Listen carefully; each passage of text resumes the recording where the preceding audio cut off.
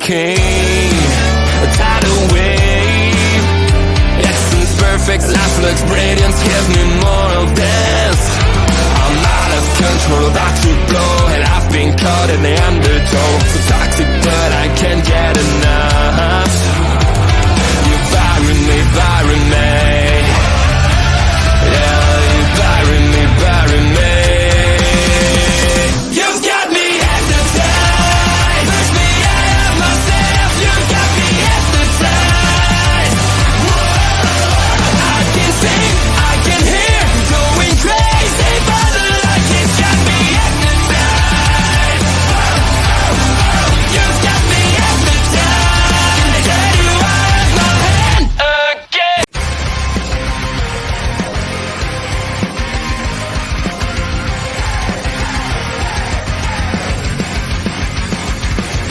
Everyone is watching me when I'm coming around. They all are judging me when I'm lying on the ground. I've got no shelter, I've got no escape. My life is a prison and I can't run away. I feel it in my bones. I'm losing it. You're watching OLE, and this is a Dijak Hijack. Oh no, we've been hijacked by Dijak again. Hopefully sometime soon he'll stop hijacking us and just show up for real. But until that day, I'm OLED Ed Fries. This is the natural Astrid Pizarro. How you doing, Astrid? It's been all right. Doing better now that we watched NXT. How are you doing? How was your fake ice cream? Hey, it was okay. You can't have iced cream if it doesn't have cream. I didn't know that, okay? I didn't buy it. Coming from a person who's lactose sensitive, there's a difference. I noticed. Did nobody look at it and go, "Hey, this is green and says non-dairy on it" when they grabbed it? No, I would have, but some people didn't, so it's okay. Okay. Well, we're here to talk about NXT, and we got the chef right here cooking up some young talent tonight on the show. Tonight's theme was let's big up the young talent until the main event segment, of course, where we're bigging up talent who have done stuff, and we'll get more into done stuff in a bit. But what do you think is overall the episode of NXT tonight?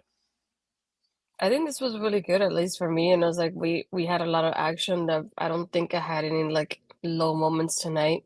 I think there was only one moment. I only have one match that I kind of zoned out on, but other than that, I just felt like it was like a good pace for me. Yeah, and it starts off hot and heavy like they promised us on Twitter.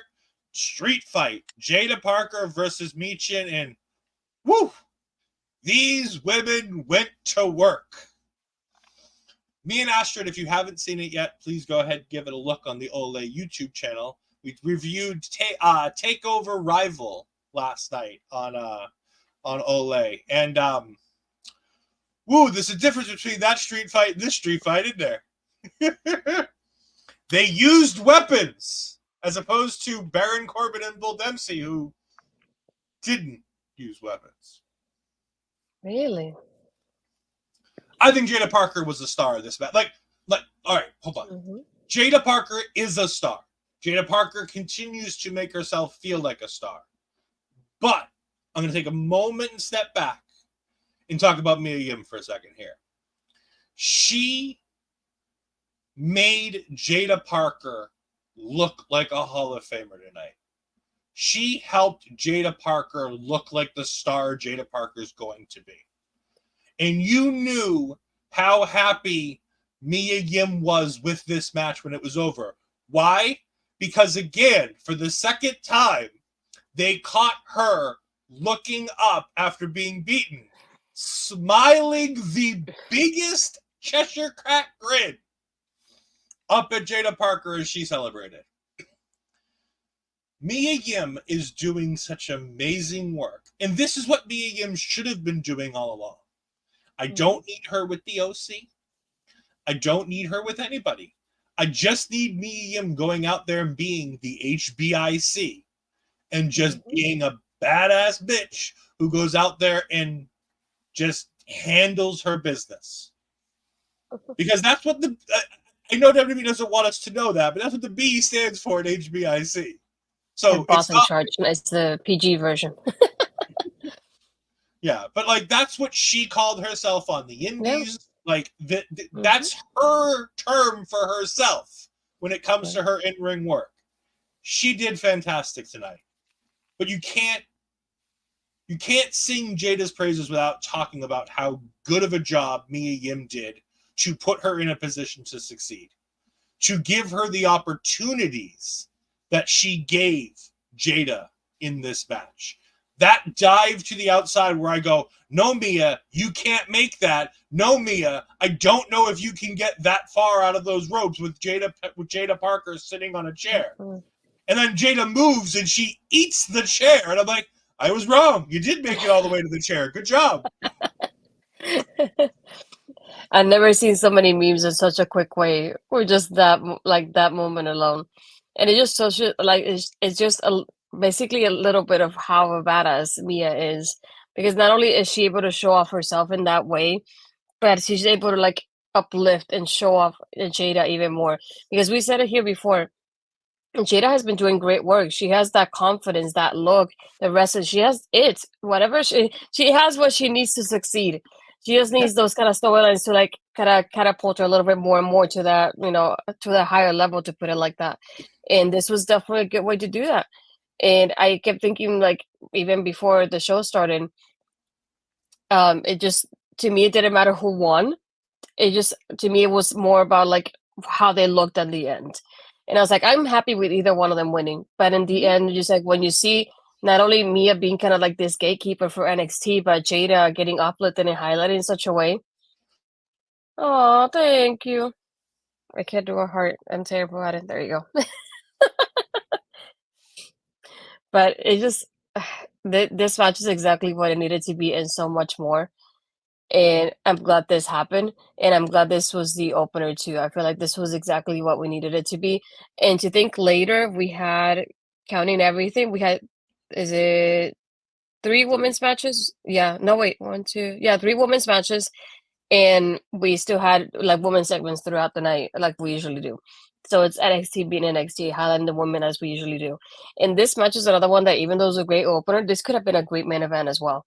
But obviously, being that the contracts in it was part of it. But I feel like it could have been in either position on the show, and it would have been great either way. But the girls killed it. It was like, once I got there, it was like, and that part with the thumbtacks and when like they have the back and forth. I did love when Mia has Jaida in that position. Jada's like, no, no, and then she reverses it and how that ends. Like, it's just brutal. But yes, get the table. HBK knows how to book the women. The women truly carry NXT. Yeah, it just feels like kind of like TNA with the knockouts. We had a point that the knockouts were really the highlight for TNA. And that's what it feels like with NXT here. It's like it's the women that really carry this brand. So, yeah, Chef HBK's over here cooking very well lately. Yeah, I mean, he's made sure to focus on the women, good and bad. If the women are green, he's still throwing them out there. He's still making sure they get time. Level Up, even though I don't watch it, is an incredible product for those women because it continues to put women in the ring and an opportunity in front of a live crowd who's there to see. It's not the Florida Loop crowd. This is the NXT crowd that's coming to watch NXT television. So they're going to tell you what it is and how much they like it or don't like it. Mm-hmm. And those matches are constantly featuring women, probably more than men's matches on Level Up, because they're bringing those younger women who need the time, and they're giving them TV time, even though it's not on national television, to get better, to show off who they are, what they can do, and to give them an opportunity to make it to the television programming. I love that of what they're doing there with that and how it's working. Cannot say anything better about Jaida Parker. She's a star in the making. She is a star for this division. All they have to do is nurture her and continue to bring her along. But she reminds me a lot of Tiffany Stratton. Obviously, vastly different, but she has that Tiffany Stratton it factor. There's something special about her and about the way they're presenting her that they know exactly what they're doing with Jaida Parker. They have a plan, and it might not be the speed that everybody else wants it to be, but they're making sure that bit by bit, she's improving on the microphone. She's improving in the ring. She's getting time. This match got lots of time, considering what it could have gotten. And it was at this point that I texted Astrid and I'm like, oh, making Jaida look like a star. That's a good start to this show. And then, with about a half an hour into the show, I'm like, is the theme of this show just big up the young talent? Because it doesn't stop.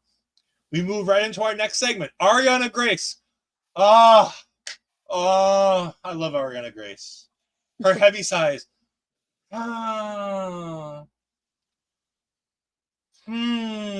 Oh my God. It's so annoying and yet so delightful all at the same time. And then Karmen just breaks down. She's like, fine, what do you want? You want to talk? And she's like, no, I don't really want to talk. I'm just sitting here. And I'm just like, oh, she's so much like her dad. She just has that television presence. She has, and I know it's a word thrown around a lot right now, aura. She has a feeling about her. She makes you feel something when she's on your TV screen. We'll talk about people who don't have that later in the show, but Ariana has that in spades. And this is a pointless segment. It really is. Ariana talks about how she's sad she lost and she doesn't get to go on to take on the North American Women's Champion in Toronto, which, as we all know, all Canadians, anytime they're in Canada, they're in their hometown. Yep. By the way, Mel, you need to get yourself down to Florida, because apparently this Saturday, Eddie Thorpe is doing a DJ set at a club, and I know you want to be front and center at that show, so you might want to start getting that money together to book yourself a trip to Florida tonight. But no, Carmen's in there talking about this, and she's like, yeah, I get the feeling, I'm from Toronto too. And she's like, no, but you're not as Canadian as I am. And I'm just like, what? Like, I don't know if either of them are from Toronto. I really don't. I have no clue what part of Canada either one of them are from. Honestly, I thought NXT made up the fact that Karmen Petrovic was from Canada, to be honest. Just to have something to do with Natty. It wouldn't be WWE if they just saw all of a sudden change someone's nationality. Tongaloa, Jinder Mahal, just saying. Okay, so she is from, at least Karmen is from Toronto. So okay.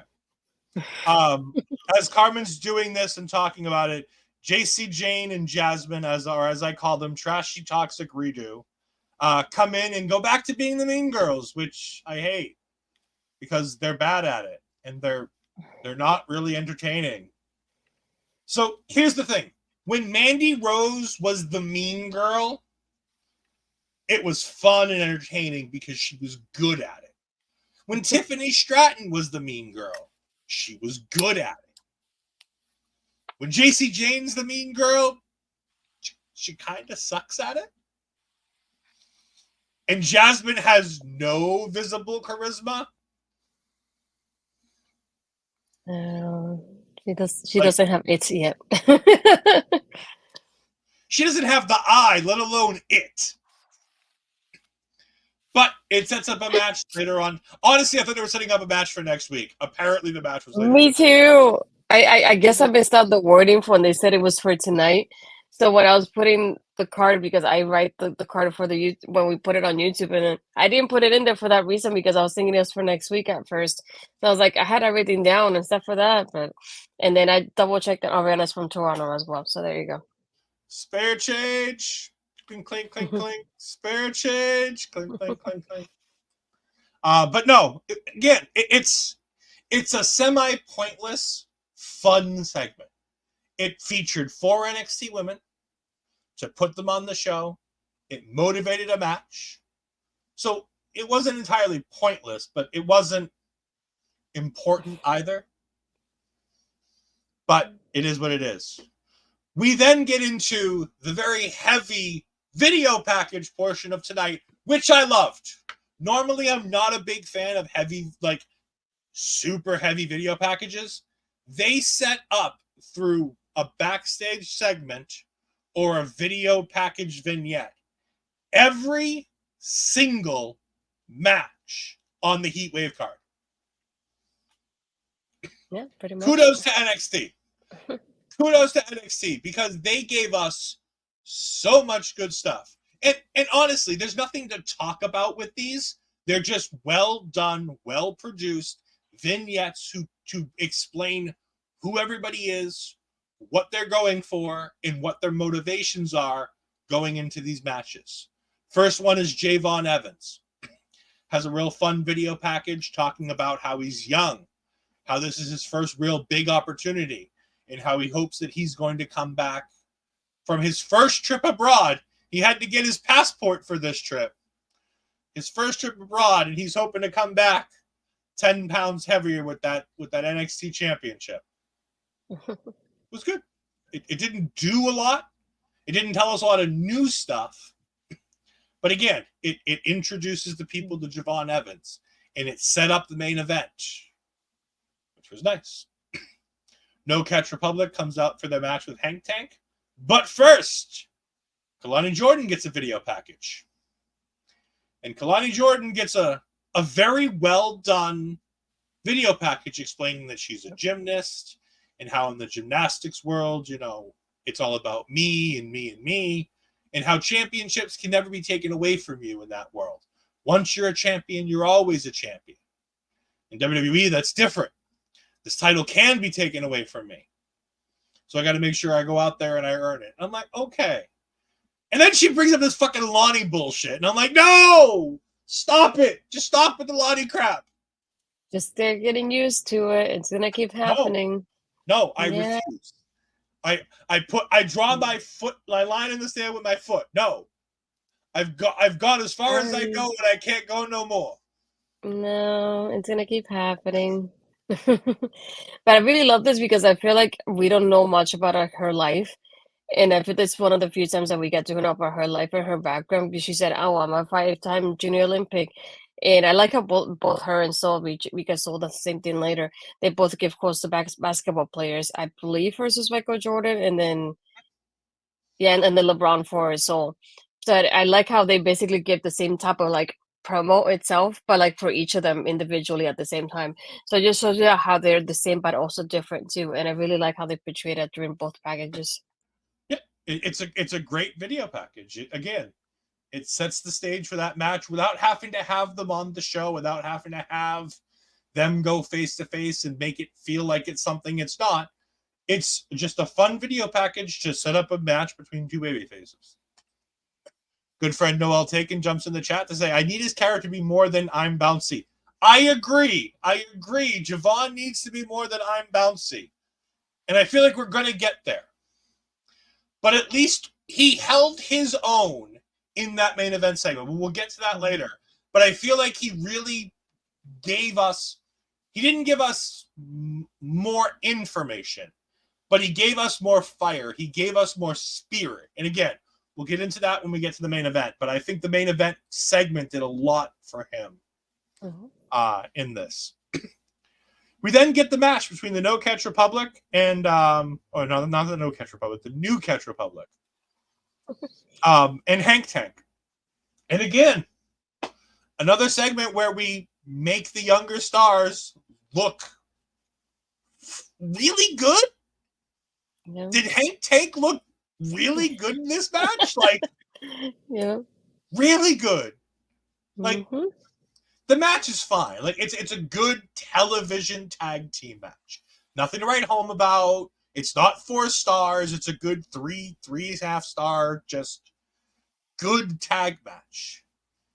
But I don't think I've ever seen Hank Tank look as good as they did tonight. Oh. They were in all the right spots for all the things they needed to do. I didn't feel like they were being carried by the New Catch Republic. but I definitely felt like being in there with the two of them obviously helped. I mean, if you can't have a good match with Tyler Bate and Pete Dunne, you need to just get out of the business. But, like, they held their own. They really did a good job in this match. They did that double, like, shoulder tackle to the outside thing that was really cool.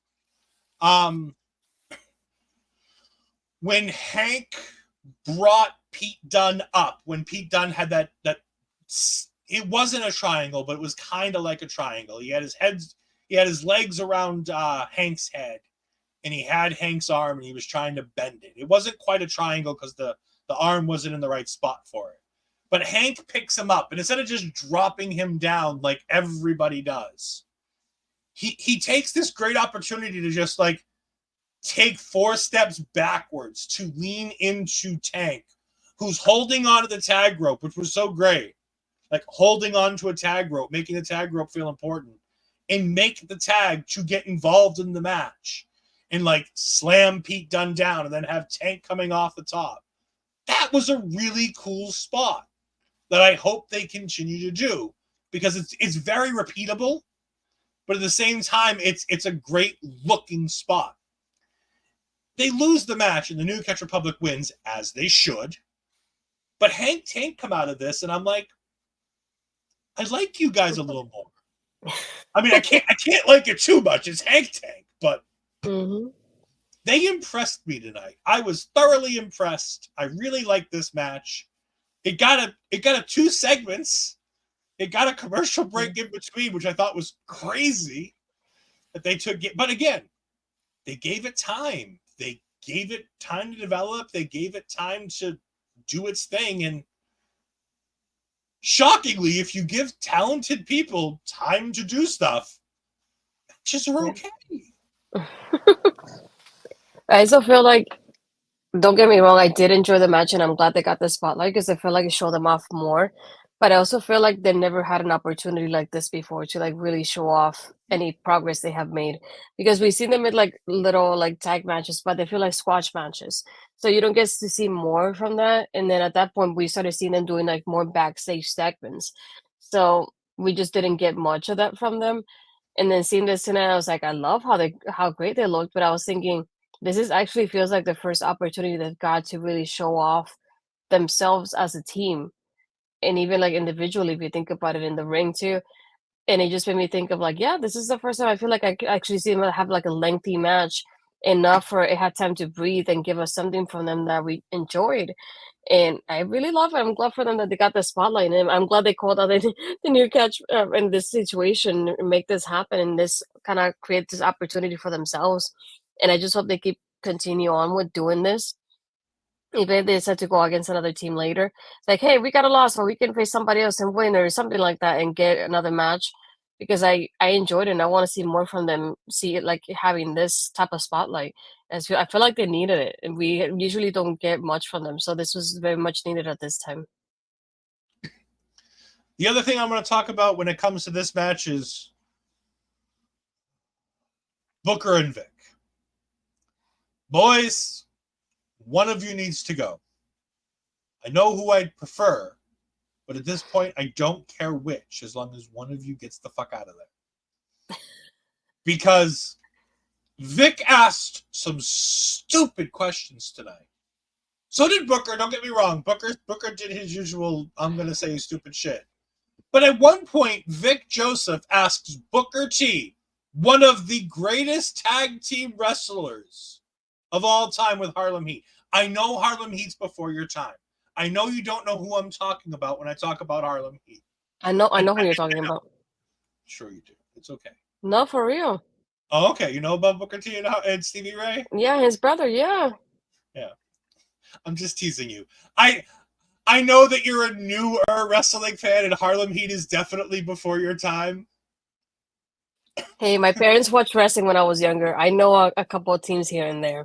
We know Ed is Yes, a dinosaur, though. SCG, that's very true. I really am. Harlem Heat was fabulous. One of the best tag teams ever. The audacity, Astrid knows all. No.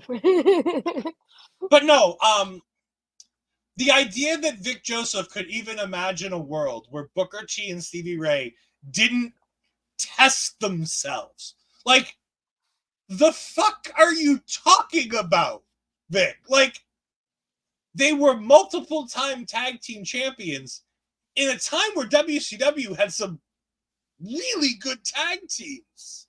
That early 90s WCW tag team division, yes, there's a lot of bad teams there too. But there's a lot of good teams in there too. And like, people, I think, forget because of all the things Booker did on his own, how important Stevie Ray was to getting Booker to where he is. Because Stevie Ray was always the better tag team wrestler, to be honest with you. I really enjoyed Stevie Ray's work in the tag team. Because we all know Booker's the one who runs his mouth and says, Hulk Hogan, I'm coming for you, blank, blank, blank. I can't say it. My melanin level's not high enough to say that word, as Alex Kane would say. But no, Vic's starting to get on my nerves with Booker T a little bit here. And I, like I said, I don't care which one of them goes, but one of them's got to go. And I prefer Booker to go. You know, now he's nationwide on ESPN, God forbid.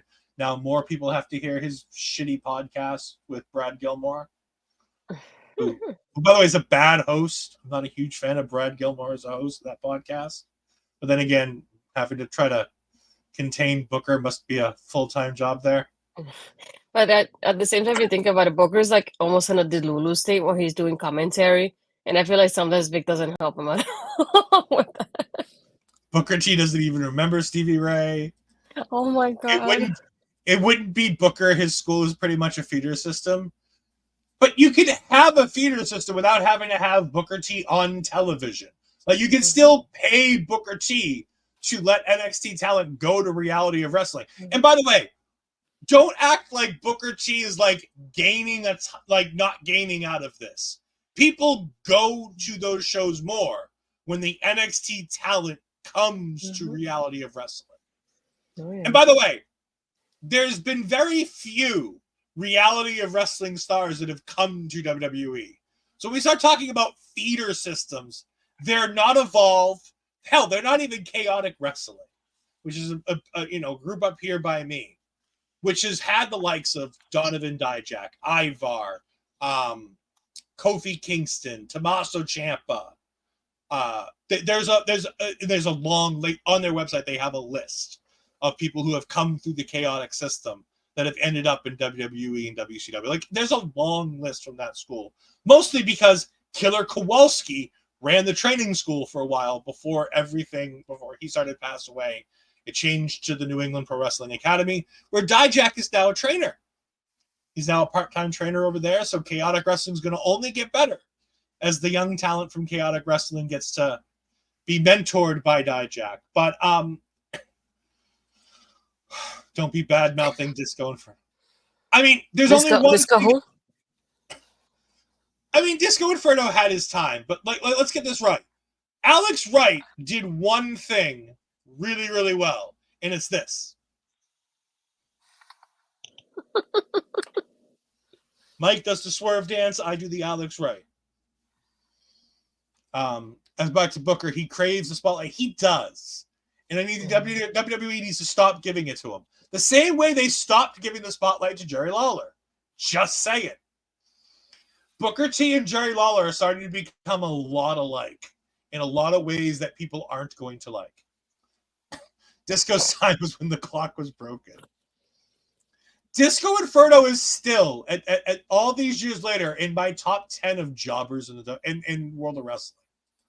I know he doesn't like being called a jobber, but he was the greatest, one of the top 10 greatest enhancement talents of all time. Thank you, STG. 15 out of 10 for my Alex Wright dance. Moving on, we get Sean Spears' video package where he talks about how he's going to leave his hometown of Toronto, Canada, with the NXT Championship. Again, these video packages don't do a lot, but it's setting up all the things we need to know. He continues to talk about how he's here for the younger talent, to mentor them, to be there for them, to mold them. And it just so happens that NXT managed to bring up the name Brooks Jensen tonight. We'll loop all that back into Shawn Spears in a little bit. Again, these video packages don't give us a lot of information, but it's nice to see them doing this to set up the main event for the PLE this weekend without having to. Granted, they had their main event segment, but they didn't have to do a lot other than the main event segment. And the main event segment got to be shorter because of all the video packages. Mm-hmm. Brinley Reece comes out to take on Izzy Dame, to which I went, oh, this is going to happen. But first, Mensah is backstage with Stevie Turner and Robert Stone, the worst fucking odd couple in wrestling history. And something about balls, something about not being able to have the balls. I don't know what the hell Stevie Turner and Robert Stone were talking about, but I do know that Stone announced that Myles Borne was going to take on Mensah, and that Mensah is barred from going to Canada, which is nice for him. It saves him travel from Orlando to Toronto, which is nice. But he's barred from going to Heatwave because they want to keep him out of the main event. Well, to fill in your gap, the good news were he gets the match with Myles. The bad news is you're barred from Heatwave, but even better for him. He doesn't have to do all the travel. But they argued for like 10 minutes about stupid shit that I don't understand. And I don't. No, they were just like, you don't want to tell him. It's like, you don't have the boss to tell him. But it just funny. I like how he interrupts everybody. It's like, no, tell me, what is it? Hurry up! I don't have time for this. It's like we don't either. Or thanks, thanks for the interruption. No Canada Aura. I appreciated Aura trying to make this work. Disco's a jobber. Alex Wright wasn't booked properly. So much talent. Yeah, Alex Wright probably could have been. But I think, again, this is another story for another time. Me talking about my WCW stuff. We'll get to that another time. But yeah, there's definitely some things that they could have done with Alex Wright. Izzy defeats Brinley, and Tatum tries to talk to her and chases her out of the ring. Izzy Dame has zero aura. She comes out and I just go, oh, cool. It's Izzy Dame. Back to Twitter. At least you recognized her. Well, yeah, because they already showed me Karmen and she didn't have green on. Dang it. And there was a big sign that said Izzy Dame behind her. So well, I'm glad you didn't miss that. Good. No. Big sign. I'm good. I like big signs that tell me their name. It's nice. I see. For all the attacks he did on Paige, he probably got his passport revoked. Maybe. But I mean, honestly, who wants to go to Canada? I mean, really. Especially Toronto. Like, it's one thing to go to Edmonton. It's another thing to go to Toronto.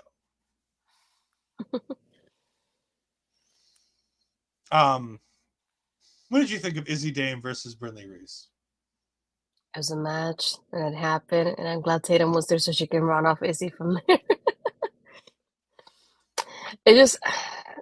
She reminds me a little bit of Zoe because I feel like she has the talent, but she doesn't have the personality though. And I feel like that's a downfall for her in the end because people cannot connect with you if you don't have that personality there present.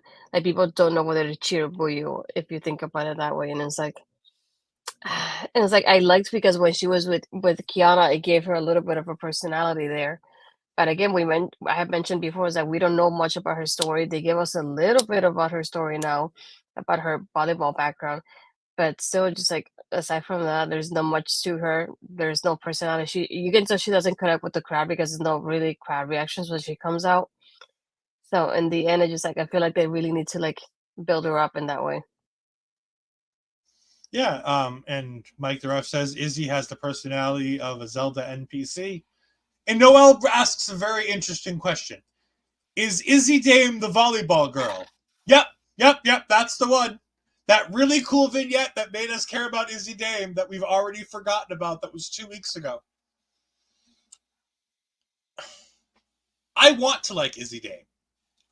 She's got an interesting look. she dresses in green, but she's another generic blonde who does fine ring work, but I hate to say this because this person wasn't the talent level that Izzy Damer is even at. Eva Marie. Nice. Eva Marie made a very good point when she came up and she said, I want to be all red everything because it was different than anybody else on the roster. It made her unique. It made her, for better or worse, it made her noticeable. Now, granted, she didn't have the in-ring talent to translate it into anything important. But when you see Eva Marie, you know it's Eva Marie. When I see Izzy Dame, I have to remember that it's Izzy Dame.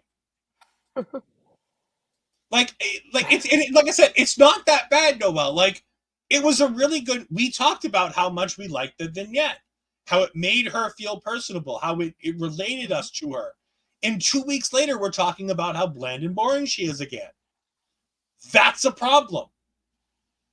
Yeah.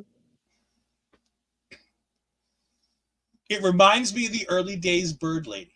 It can be recovered from, but it reminds me of Lyra Valkyrie in the beginning. Plus, with her, for me, Izzy gives me energy. She's like, if you kind of see her, she's taller than most of the girls, and I feel like she could benefit from like learning from somebody, maybe like a Raquel, maybe a Naya, to like not only her moves but her personality show a little bit more there. Because I know Raquel's not the greatest, but she has definitely improved in that aspect. But I feel like, especially from Naya, it's something that she could learn from, of like showing off her personality where she's wrestling. And I feel like maybe showing her off to like the bigger girls, maybe a Tamina, somebody like that.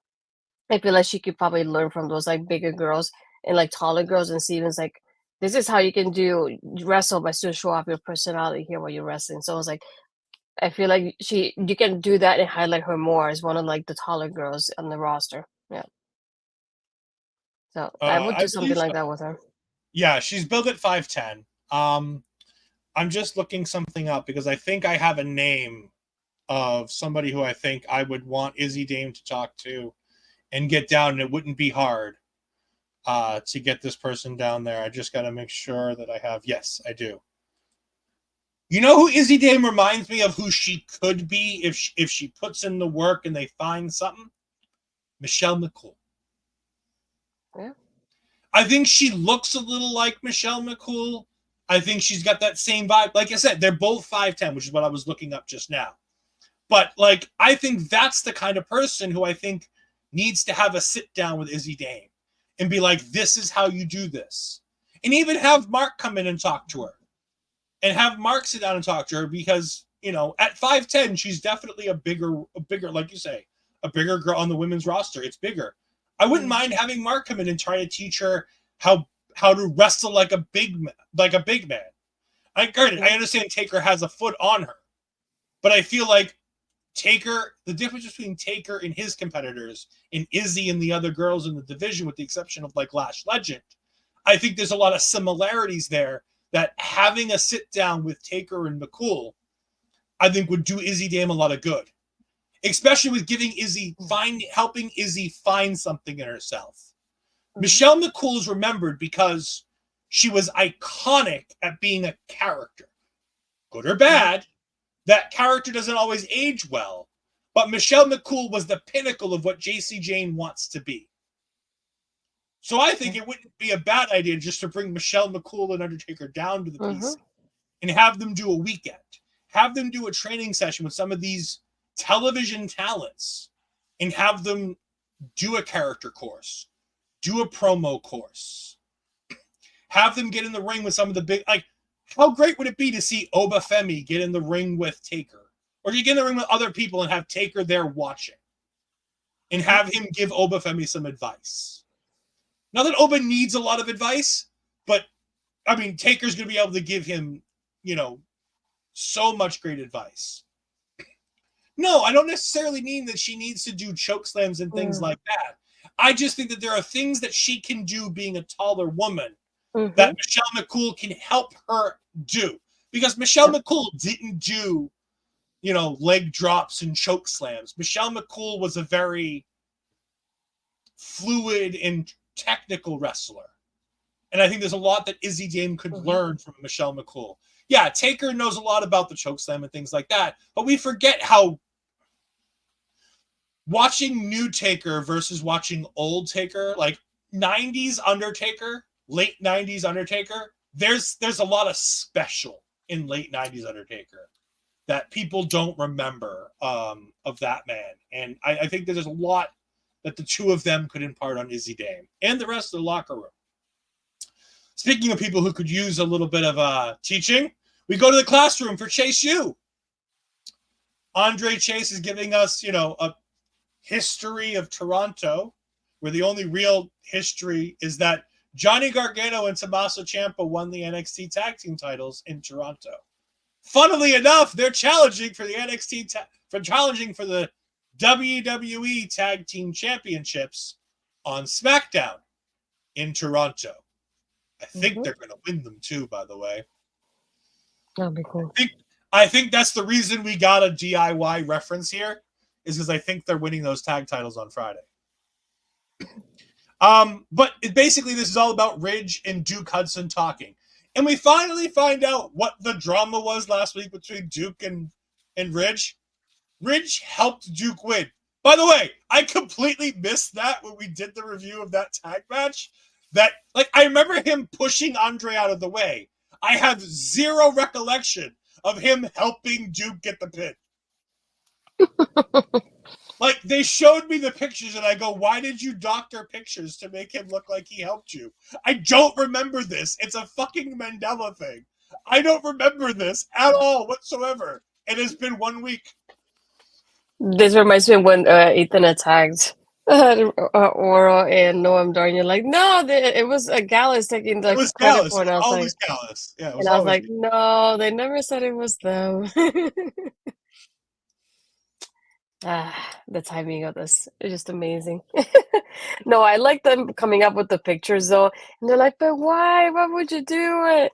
And I like his explanation there though, just thinking of the fact that he's like, no, I just want to be a part of a group and I want to be part of a family. You guys have given me that. I'm like, oh, you're staying here though. You're not going to Toronto, they told you. Yeah, so. They told Ridge he has to stay, that he's not able to go to Toronto because they want to win clean. And I'm like, what does it matter if you win clean? You just want to win, right? It's like, you won and you didn't even notice that it was clean or not. So what does it matter? But he can do it again. Mike the Ref says he's cheering 100 bits for me to get a new cleaning cloth for my eyes. I do have a new prescription here, so maybe that's part of the problem, but we'll see. But thank you, Mike. We do appreciate the bits. They go a long way to helping us here at our local establishment. Oh boy. Here's where I'm gonna potentially get canceled. Let's go. We have the face-to-face with Lola Vice and Roxanne Perez. Did we? Oh, did we? Oh boy. I give the girls credit for going out there and doing the thing. And I may be in the minority. I know I'm not in the minority of people on screen right now. This was a very bad promo segment. Neither girl, in my opinion, did very good here. I've seen lots of praise for this segment on Twitter. I don't know if they watched the same segment I did. Noel says, you are. I did some research, and the Lola Vice story is actually true. She on the Luke Thomas show, which is it's on the Sirius XM platform. Luke Thomas does a show where he talks to MMA fighters. Oh God, no. Bad Mike.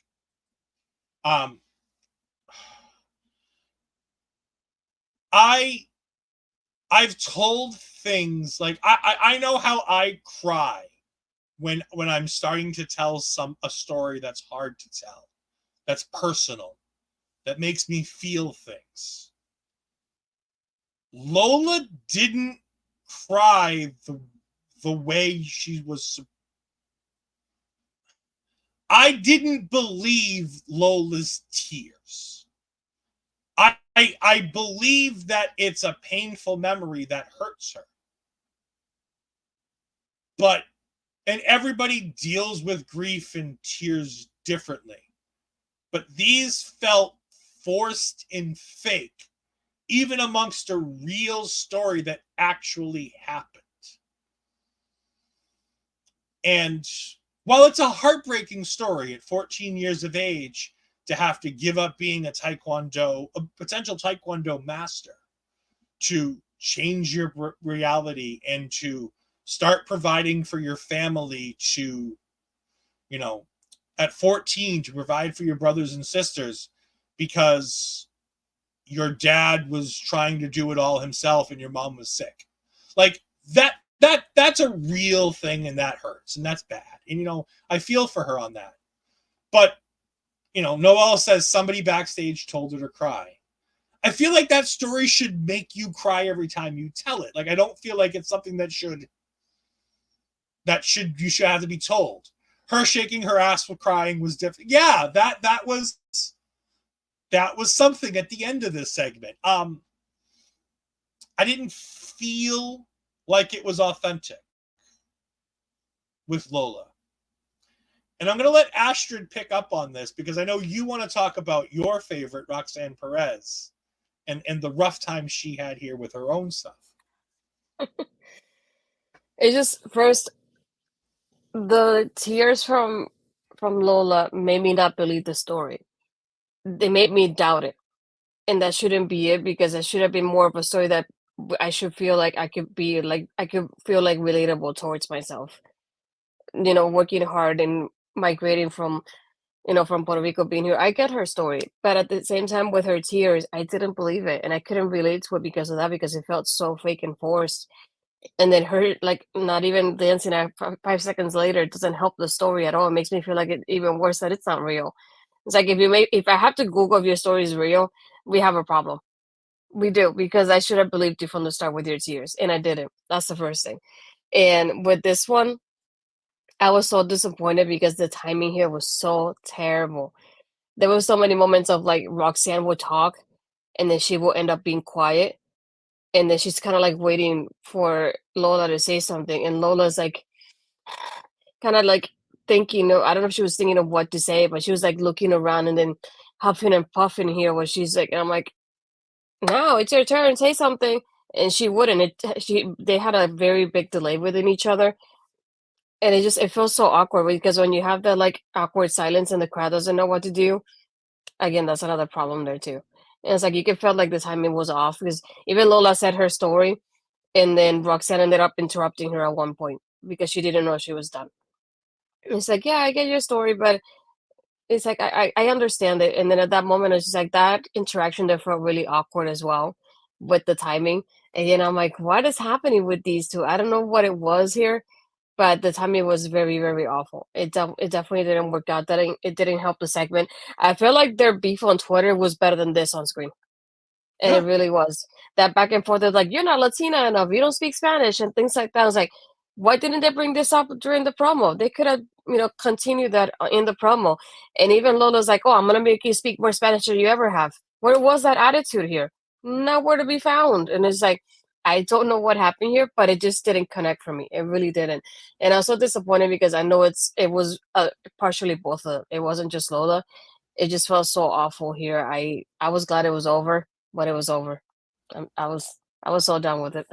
Yeah. Noelle hopping in saying Lola had to summon the emotions for like, she could have been crying for real, and maybe she just didn't want to cry, tried not, like, there has to be something more to this than what it was. But it just, I've seen praise from it from people that I respect, and I'm just like, did we all watch the same segment? Because I don't know.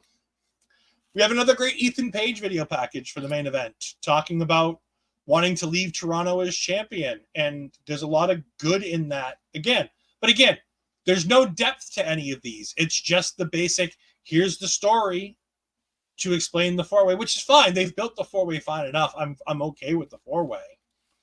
But it's a nice reminder of this is what's going on, this is what's happened, this is what we're building to. Basic, cut and dry, but it does the job it needs to do. Mike the Ref. Roller reminding me of Homer Simpson crying with Silly needing a limitless supply of donuts. Yeah. We then have Charlie and Tavion trying to get Myles psyched up for his match, while Damon comes in with brass knuckles, very excited, and everybody's like, no, we're not using the brass knuckles. And Charlie says something to Myles, and he goes, huh? You say something?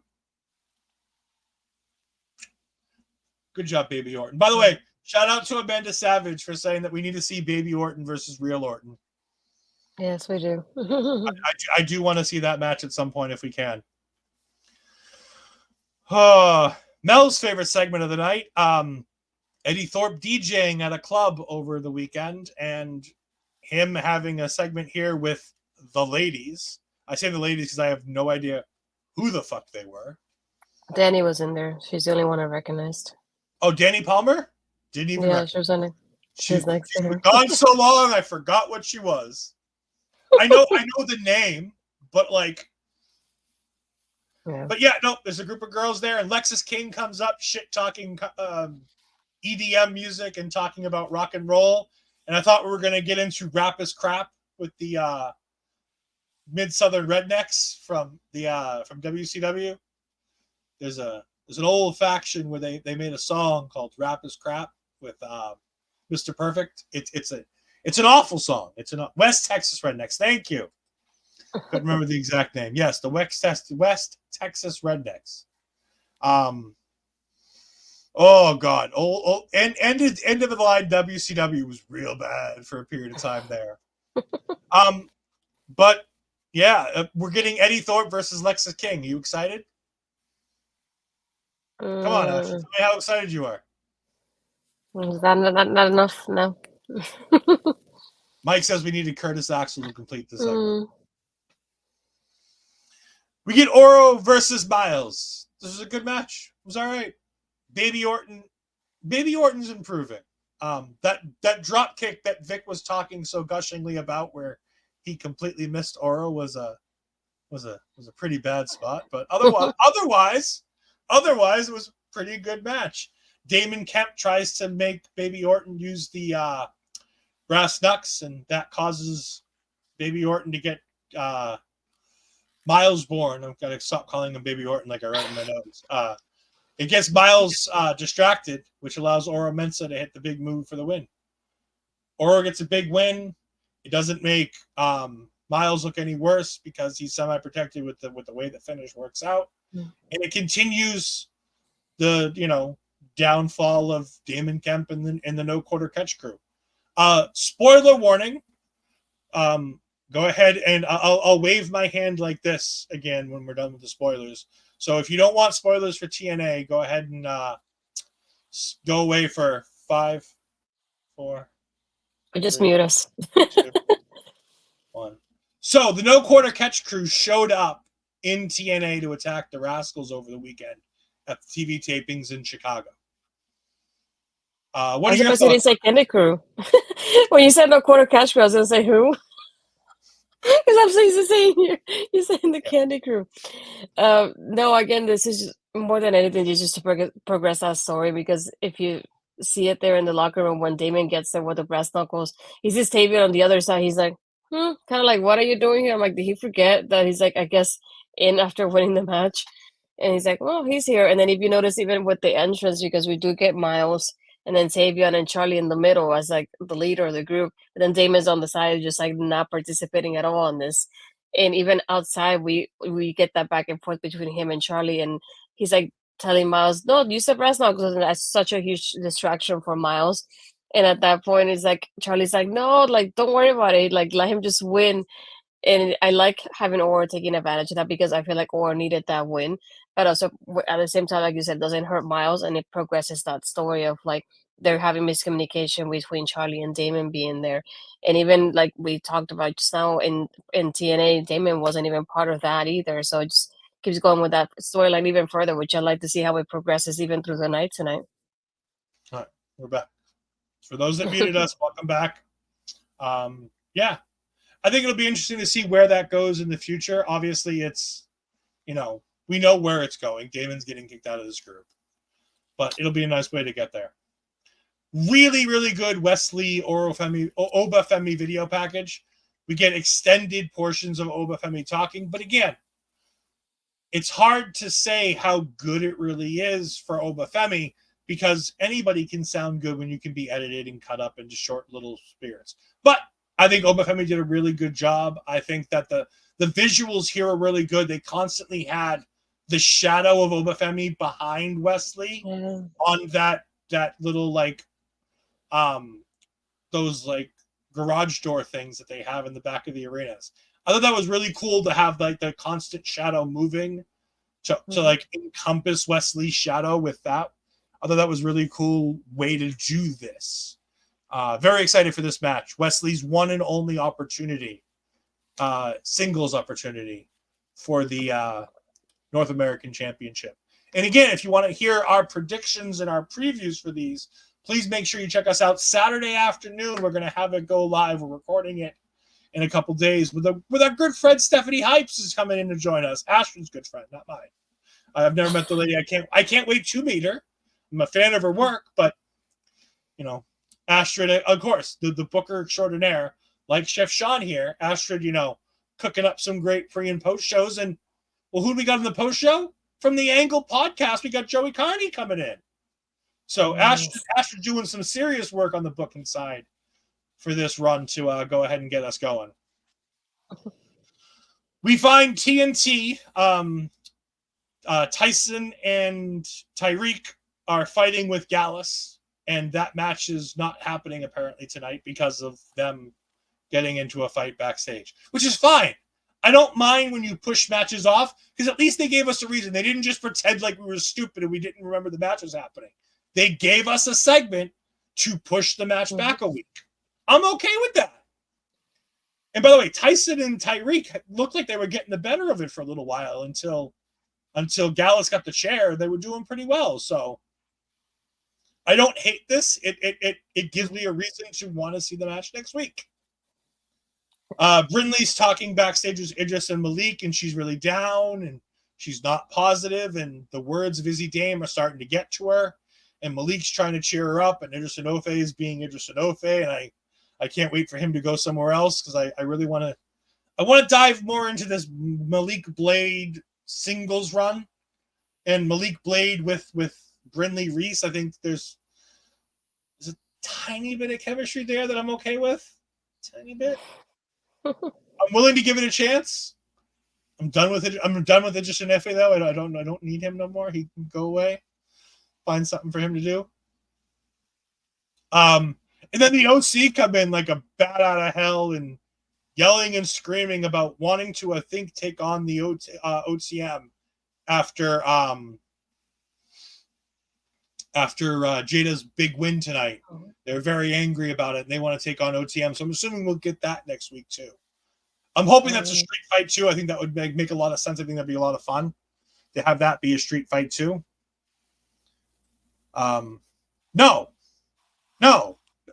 I downright disagree with the statement that Idris Enofe is the better wrestler. I mean, you're entitled to your opinion, and that's what wrestling. The best thing about wrestling is that we can all have differing opinions. Like Mike the Ref in his obviously wrong opinion that Lola Vice is, going to win the NXT Championship, just like my good friend Andre C. My tag team partner on Marvel Talk.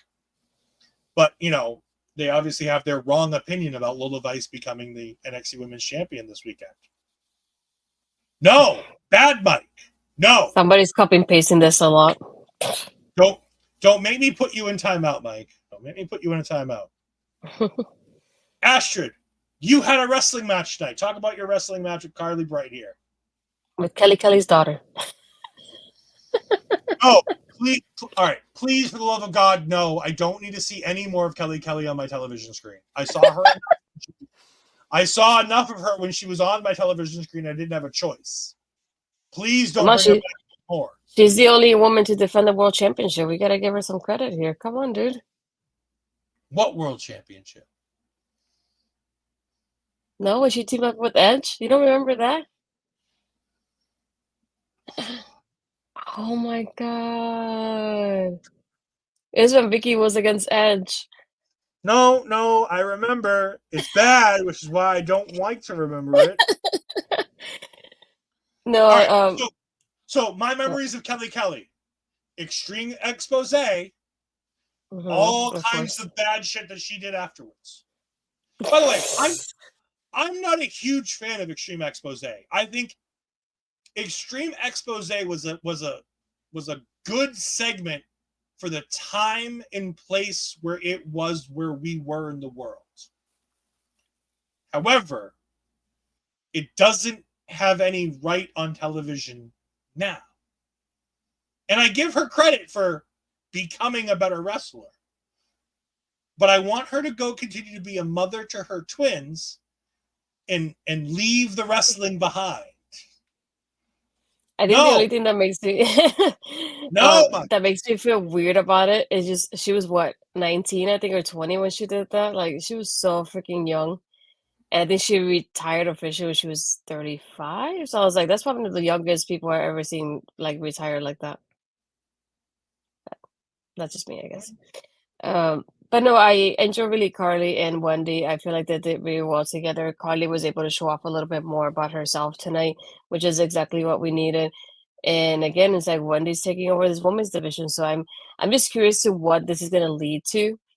Like her having this darker character, and I wanna see or hoping to see some kind of video package telling us how this change happened. Like why this change is happening. I want more background on that too as the weeks go by. So that's something that I'm curious about. But again, Carlee was able to show off a little bit more. And she was at ringside with Kendall. So now I remember Kendall because of Carlee. Thank you, Carlee. Appreciate that. Now I can kind of put them together. I'll forget next week, but yeah. I know you would, but I it'll be easier for me now. But no, I feel like it was a good showcasing for Carlee, though. She was able to show off a little bit more of her in-ring work here that she had done before. So I was really, really happy with the performance here. No, I agree. I really liked the work that Carlee Bright did in this match. I thought she was featured very heavily without having to win the match. I think they did a really good job tonight of making sure that they featured the younger talent without necessarily needing all the younger talent to go over. Hank Tank didn't go over, but I feel like they got a real big rub after their match. Jaida Parker did go over and needed to go over, and it worked very well for her and her character and the development that they're working with them. So I think that there's a difference between what's going on here. But no, I think Carlee Bright, again, every time I think of Carlee Bright, I just smile a little bit because she's delightful. But at the end of the day, like, she had a really good showing here. Is she great in the ring? No, she's still very green. But she was in the right places to do the right thing. Her selling was all right. She's improving week on week, and I'm excited to the next time I see her. She has a personality. She has an aura. When I see her come out and they say Carlee Bright, I go, Bright. And I do a little smile. And it's not forced. I enjoy it. I like seeing her on screen. Okay, I need you to record that reaction when she comes out next time so I can compare it to this one. Okay. We'll work on it. We get a video package finally for the NXT champion, Trick Williams, as we get ready to go into the main event segments. And again, nothing fantastic, nothing real new, but just a nice, good segment where we have Trick talking about how great he did and, you know, everything that we got going on. It's all kinds of good stuff here. We move on to Ava and Karmen back. Oh, I'm sorry. I really wanted to skip this, but apparently I'm not allowed to. Jazmyn Nix defeats Karmen Petrovic when Jacy Jayne interferes. All right, moving on. No, I'm just kidding.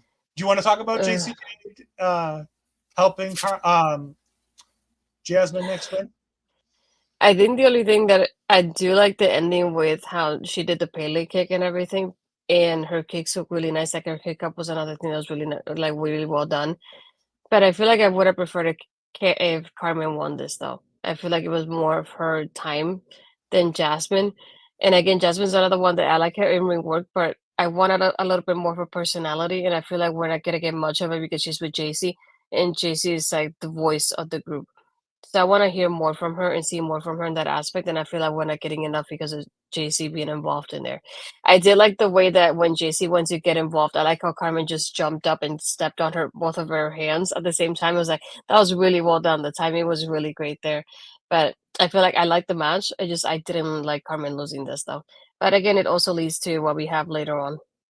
Yeah, which is a backstage segment between Ava and Karmen, where she says, I don't care if I have to do it myself. I want my hands on both of them. And she goes, well, you don't have to worry about it. A friend of yours came in and you guys got a tag team match on the Countdown show. She's like, Natty, where's Natty?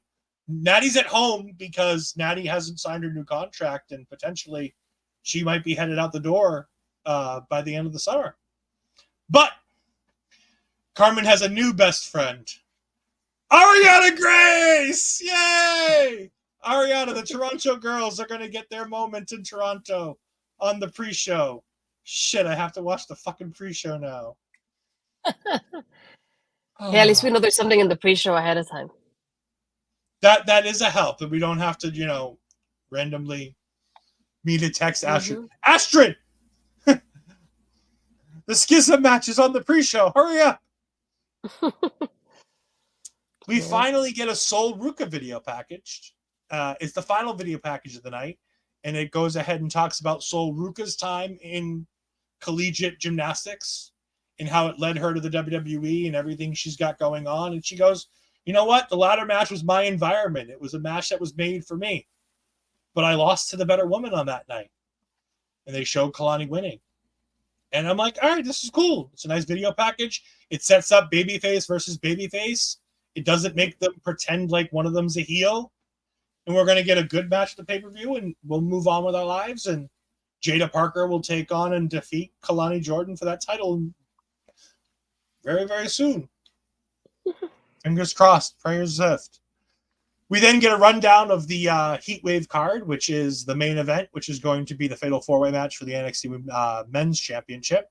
Lola Vice versus Roxanne Perez for the NXT Women's Championship. Kalani Jordan versus Sol Ruca for the NXT North American Women's Championship. Oba Femi versus Wes Lee for the Men's North American Women's the Men's North American Championship, not the Men's North American Women's Championship. That would be weird. Then we also have the tag team match between Nathan Frazier and Axiom. Naxium is taking on Chase U. So that'll be a fun match. And then we have the pre-show match that we already discussed that we just got made between the Toronto girls versus Trashy Toxic. Mike the Ref says, Sol Ruca, the eel of the NXT, like Orton is the Viper. Yeah, she's fantastic. And that Soul Snatcher is chef's kiss. She can do it to anybody and she can do it out of nowhere. It's great.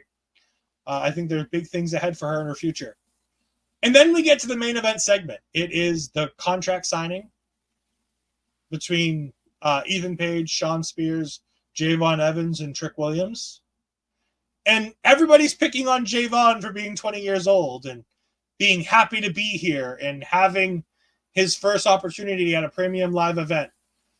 Oh, yeah, we should probably talk. We'll talk about him afterwards, Astrid. Thank you. Thank you for reminding me in the private chat. We'll talk about him in a minute. I didn't have it written down in my notes. But we have this back and forth between everybody, and everybody's picking on Javon for being, the young kid. He's like, I have never heard that before. I'm young. Mm-hmm. I don't know what I'm doing. This, that, the other thing. But there's an interesting thing here. Some of the other guys in this match, the heels in this match specifically, talk about their accolades and the great things that they've done in their careers. I had a look at these great things that they've done in their careers. And Sean Spears had a great career in OVW. He won some singles championships there. He won the WSW heavyweight championship recently when he was on the Indies before he came back to NXT after leaving AEW. He's had some singles success, and he's had some significant promotions where he's held a singles championship. Oh, and then there's Ethan Page. Now, I preface this with, I like Ethan Page. I think Ethan Page is vastly underrated by the promotions he's been in. I think he hasn't gotten nearly the opportunities that he should have in the promotions he's been in. However, I am going to sit here and categorically deny that Ethan Page has many accolades to discuss among himself of real promotions that are not just regional championships that he wins at indie promotions. When you go to big name promotions, every championship that Ethan Page has won has been a tag team championship.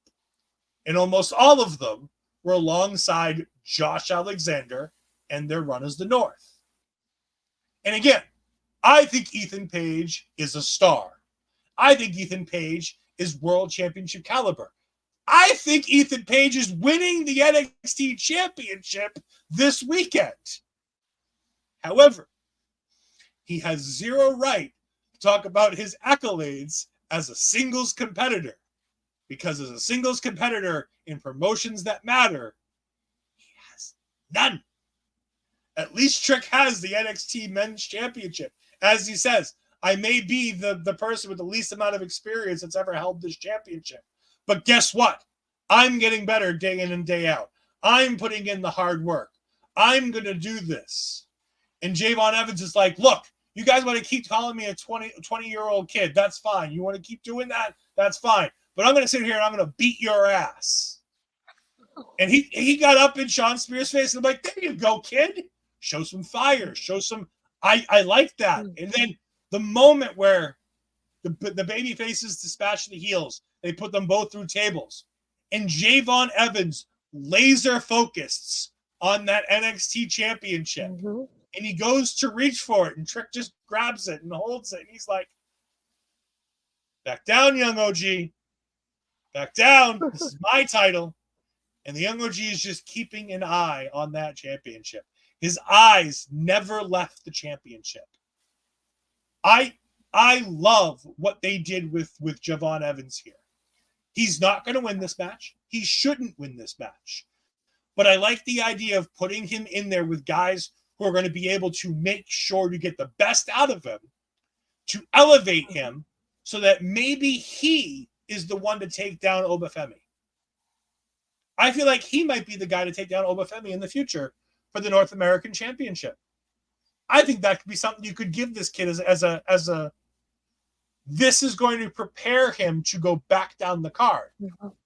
But it's a good spot to put him in a fatal four-way, because honestly, who would you rather have in this spot instead of Javon Evans? If it's going to be a fatal four-way, I'd love to hear some of the names that people would give me of people they'd rather have in that spot. Because I think they're all going to be about the same as Javon Evans. Mike the Ref saying, Ethan Page is involved, Izzy Dame. That's being a little mean to Ethan Page. Like, Ethan Page has a character. He has some charisma. He knows who he is and what he does. And he has, when he comes out, you know what you're getting.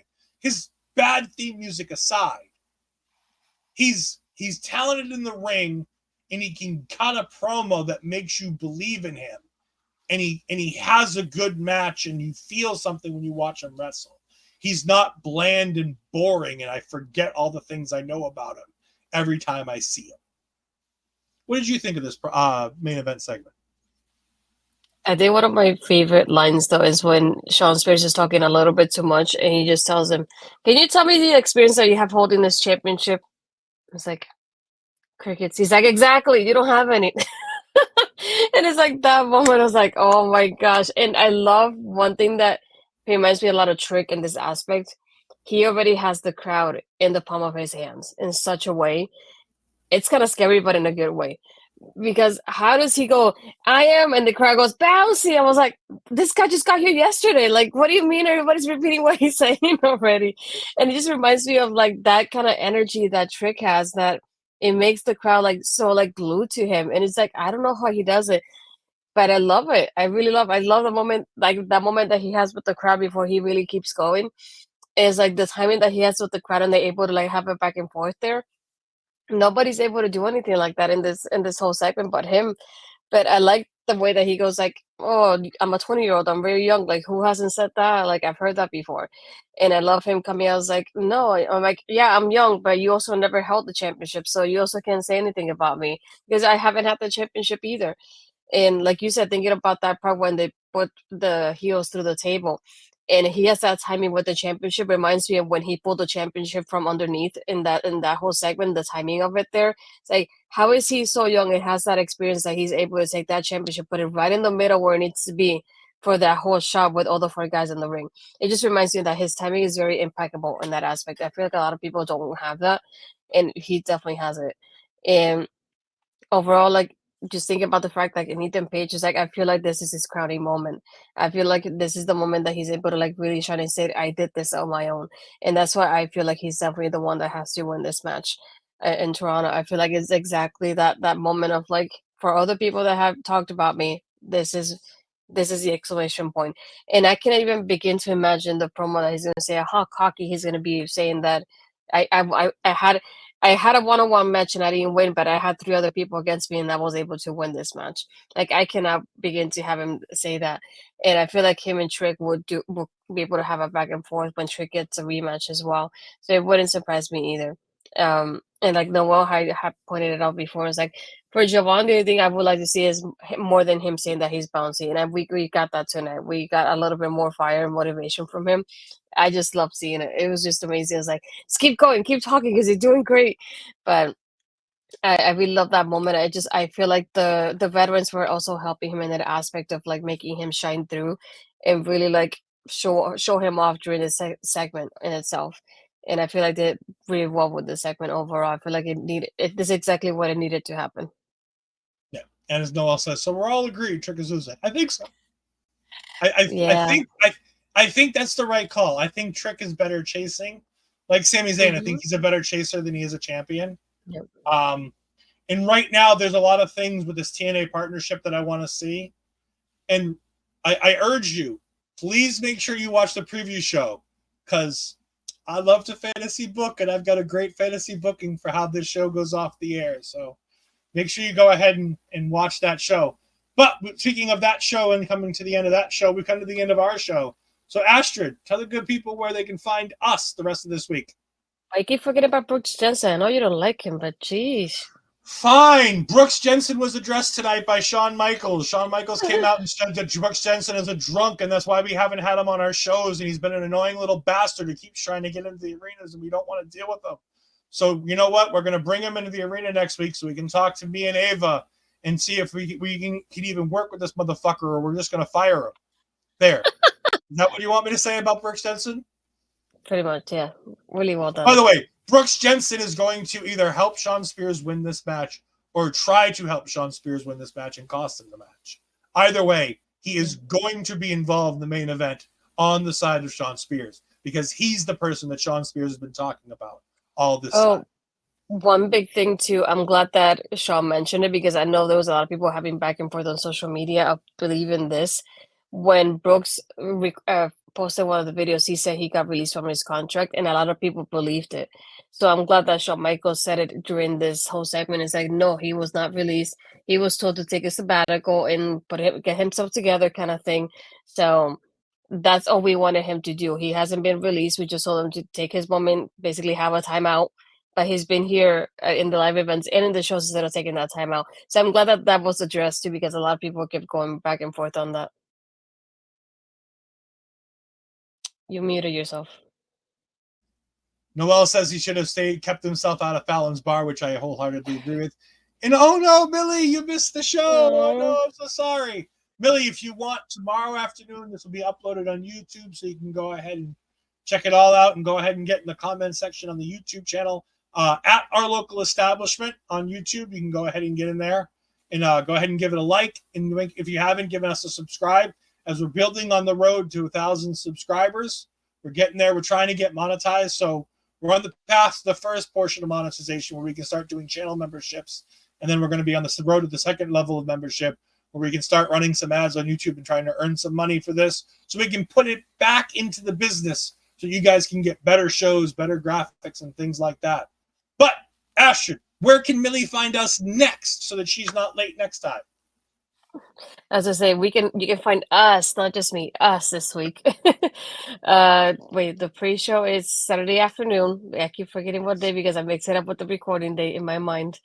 And then Sunday night after Heatwave, we do have Joey with us to do the post show, and then back again on Tuesday with this one right here as we talk NXT past Heatwave. So, and hopefully the Julia debut.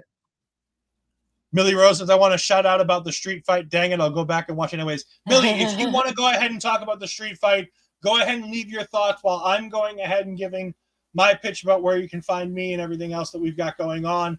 You can go ahead and leave your thoughts there, and we can go ahead and talk about that. Your thoughts on the street fight right afterwards before we get out of here, so we can go ahead and take care of that because you are a good fan of ours, and we want to definitely get your thoughts on this because we know how much you like women's wrestling. Mike the Ref also coming in and saying, where is the Lola Vice celebration party going to be? In the Lululand with you and Andre in Edmonton at a bar where you guys are drinking your sorrows away after she loses a heat wave. That's where you can find it. As for me, you can go ahead and find me on Twitter at edfries12584. You can find me on Twitch at twitch.tv/edfries2002. We just recorded, we did a live show yesterday. Not many people were there, but you can go ahead and catch me and Ash doing talking takeovers. We talked all about Takeover Rival, the women's fatal four-way, the women's NXT horsewoman fatal four-way, Sami Zayn versus Kevin Owens in the first technical knockout in NXT history. A number one contenders tournament that set up three matches on one card. So that's one hell of a tournament because they weren't all tournament matches on the show. So you can go ahead and check that out. And we talk about a brand new tag team, new to us on Talking Takeover, a brand new tag team that you're going to recognize bits and pieces of. So make sure you go ahead and check that out. Next Wednesday, we're going to be coming back, me and my other tag team partner, Andre C., Lola Vice's most delusional number one fan. We're going to be sitting here and talking all things Age of Ultron. We're finally here. Age of Ultron. Avengers 2, Age of Ultron. So go ahead and check that out on Marvel Talk next Wednesday night, 10 p.m., right after Dynamite next week. So you can go ahead and catch that. And let's go to the comment section and see what we got here. We got Millie coming in saying that street fight was sick. The face plant into the chair that didn't move was nasty. And the bump into the wall hurt you. Yeah, it was. We spoke glowingly of it. We thought that Mia Yim did an amazing job putting Jaida Parker on the map with that match. Not that Jaida Parker hasn't already been on the map, but she made Jaida Parker an even bigger star than she already was. We talked about that moment where the cameras catch Mia Yim again, celebrating and being surprised and being so full of joy watching Jaida Parker celebrate that big win. They trashed Tatum Paxley's house in that match. So that was great. Yeah, just all kinds of fantastic stuff. Mike says, I am the chair. Nice shout out to Matthew over there for, I am the table. So I like that. Millie says, black and gold era for life. Yeah, we're starting to get into the black and gold era here. Unstoppable is next. And that's going to be the real turning point because after that, it's Brooklyn 1. And then that we're straight into black and gold once we get to Brooklyn, because that's definitely the heyday of black and gold. I think she means about Mia's shirt though, because she was wearing that shirt tonight too. Yeah. Mia Yim was wearing all the old school NXT stuff. I did see that. That was great. Millie Rose says also Lola might. No. Oh, you're gonna be real sad when you watch. Millie, I need you to come back next week after you've watched this show. Or find one of us on Twitter and tell us what you thought of our opinion of this segment because, it's going to be vastly different than you. Mike says, yes, one more. No, Mike. Stop recruiting people to your Lola Vice cult. Stop drinking the Kool-Aid. Stop. But the only Kool-Aid we're going to be drinking is the Kool-Aid of this man right here, Chef Sean as he cooks up another great premium live event this weekend. For Astrid, I am Ed. We'll see you next time. Goodbye.